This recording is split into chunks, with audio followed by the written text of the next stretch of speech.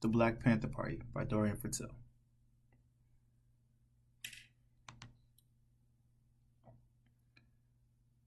During World War One, thousands of African Americans left the Jim Crow South and migrated west in search of economic opportunity. Shipyards, factories, and defense industries in places like the Bay Area offered jobs that simply didn't exist back home. This movement, known as the Second Great Migration, reshaped Western cities almost overnight. But this demographic shift came with new tension. As black populations grew, so did discrimination, police surveillance, and racial segregation. Many African American families found themselves pushed into overcrowded, underfunded neighborhoods, what would be later known as ghettos. This was the environment in which the Black Panther Party was born. The party was founded in 1966 by Huey P. Newton and Bobby Seale, students at Merritt College in Oakland. Both men were active on campus in the Black Student Union and the Afro-American Association, where they studied politics, history, and the writings of thinkers like Malcolm X. They debated, read extensively, and became increasingly aware of systemic challenges facing black communities.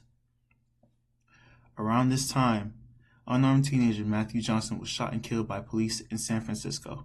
Huey watched members of his community erupt in anger and frustration, but he also realized something, that this energy could be organized into political power. Newton and Seale began raising money by selling books and pamphlets on campus. With the funds, they legally purchased firearms. California law at the time allowed for open carry.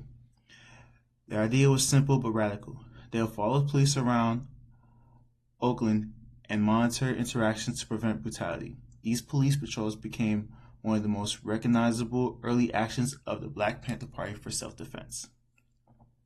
Word spread, the party grew rapidly, but the Black Panthers were far more than armed patrols. They developed dozens of community programs designed to meet the needs that the government ignored. They created free breakfast programs for children, free health clinics, free clothing drives, tutoring services, and even testing for sickle cell anemia. They launched a national newspaper that eventually reached more than 100,000 readers each week. Their mission was not just resistance, it was community empowerment. However, this growing influence came along with growing pressure. Both local governments and the federal government saw the Panthers as a threat. In fact, FBI Director J. Edgar Hoover claimed that the Black Panther Party was the greatest threat to internal security of the country. This fear led to the creation of COINTELPRO, the FBI counterintelligence program designed to disrupt, discredit, and, in their words, neutralize black nationalist organizations.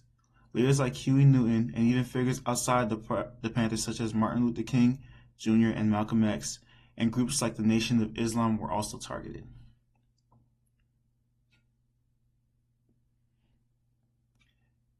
FBI used tactics such as infiltrating chapters, creating internal conflicts, spreading false information, and arresting party leaders on questionable charges. Violence between police and Panthers escalated, and government pressure combined with internal disagreements slowly weakened the organization.